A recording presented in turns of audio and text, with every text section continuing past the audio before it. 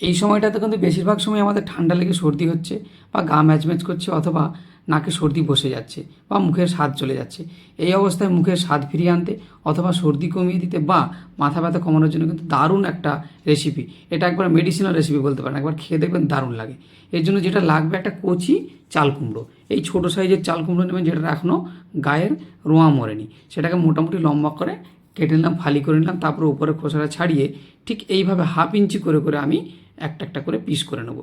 পিসগুলো দেখুন এরকম মোটা হবে। এবার এর মাঝখানটাকে 50% মতো আমি চিড়ে দেবো। চিড়ে দিয়ে এটাকে আমি যেটা করব, একটা পাত্রে কিছুটা গরম জল বসিয়ে তার মধ্যে একটু নুন দিয়ে এটাকে আমি সেদ্ধ করতে দেবো।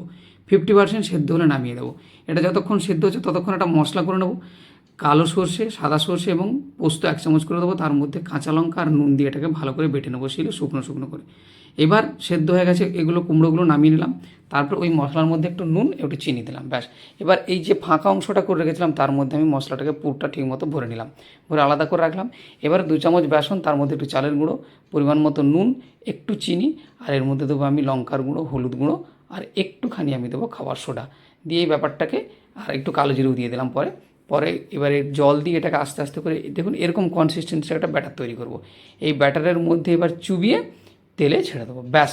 তাহলেই তৈরি হয়ে গেল একটা দারুণ কিন্তু রেসিপি। এটা গরম গরম ভেজে গরম গরম ভাতের সঙ্গে কিন্তু খেতে হবে।